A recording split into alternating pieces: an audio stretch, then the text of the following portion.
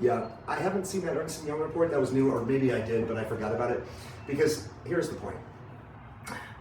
You need approval from the different classes of shareholders. The preferred shareholders approved these actions on behalf of the ordinaries, saying it was in their best interest, while they crushed their claim down and moved it up to the British government and to Generation, which is Al Gore's investment firm, and then the royal family of Liechtenstein through their investment vehicle. So it's just basically a theft from the Kenyans and Ugandans primarily, and myself, and moving it to them. If Ernst & Young said we reviewed this and it's all okay, then whoever wrote that report at Ernst & Young either doesn't know they're being involved in the documentation for a cover-up, or is corrupt themselves and doesn't mind participating in institutional racism. But the point is this: it doesn't matter. They can basically, the thing they needed was the approval of the ordinary shareholders. All the things all the good reasons that they say they wanted to get away certain rights that certain preferred holders had and others didn't, they need to equalize. That's their problem.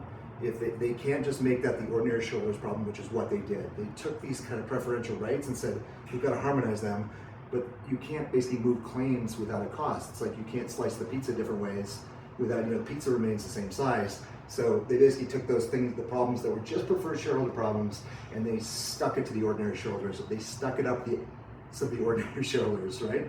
And so even if they have a letter from Nelson Mandela's ghost, from Jomo Kenyatta, from Tom Mboya, from Oginga Odinga saying this is the best thing for Kenyans that's ever happened is for you to crush their shareholding from 27% down to 7%, it doesn't matter. So Ernst & Young can sign that. They have another firm, Korn Ferry, really prestigious, cares about Africans according to the last conference call that they had.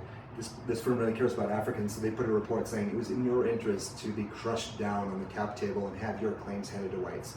None of that matters. There's one missing thing, and it's basically a proper approval from the ordinary shareholders.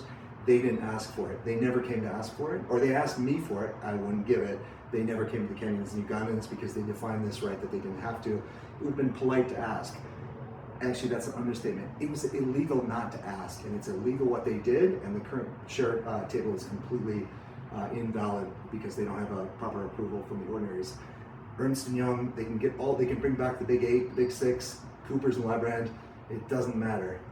Approval from the ordinary shareholders. If one thing they're missing, they can stack as much paperwork as they want, and it doesn't replace it.